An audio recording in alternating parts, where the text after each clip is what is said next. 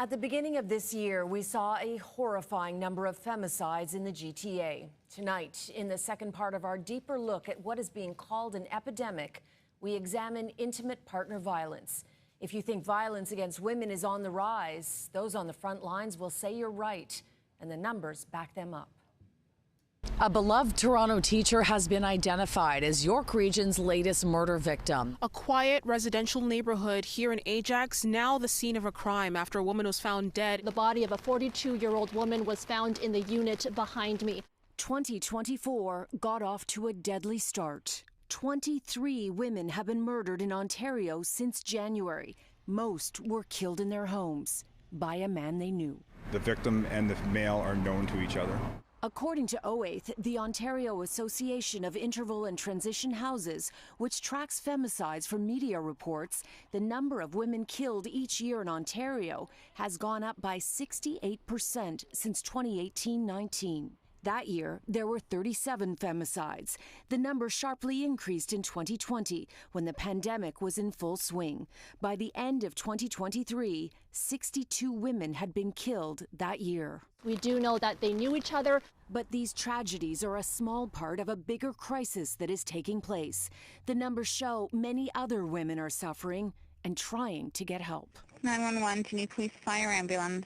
Calls to police are on the rise. In York Region, for example, domestic violence calls have risen 31% in the last 5 years.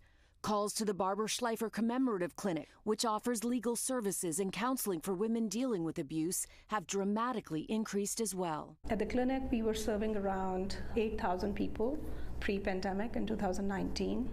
And last year, in 2022-23, we served around 14,000 people. That is a 75% increase.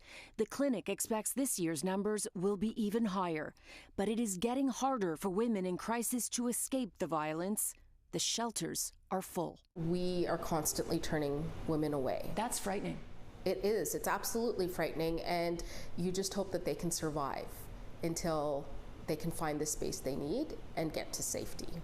Last year, Nellies had to turn away 177 women in crisis seeking refuge. But it's not the only one. Jyoti Singh says all of the gender-based violence shelters in Toronto are turning women away. Part of the problem is women are staying longer because they have nowhere else to go due to the lack of affordable housing.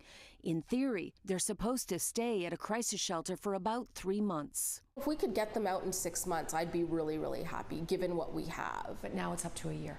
Absolutely. Which creates a bigger backlog. Absolutely. And you have to turn more women away. Fewer spaces for women to access when they're literally in danger for their life. Singh believes the cause for the rise in violence against women is a reflection of socioeconomic pressures. Increased stress, lack of affordability, lack of access to services, increased mental health issues. All of these things compound and ultimately will lead to some form of violence. This is a public health emergency. Fartuma Kuso's daughter, Sarah Boole, was murdered a year ago. Her mother says she suffered years of abuse and had just moved into a shelter 3 weeks earlier to escape the violence. Her former husband is charged with her death. We need to have a different perception. We need to take the shame and hiding behind closed doors and thinking this is a private matter, we don't want to deal with it. Jyoti Singh from Nellies tells me Toronto would need to double the number of women's shelters to keep up with demand. If you or someone you know needs help, there is a website that shows support services available for survivors of gender-based violence. It is mulberryfinder.ca.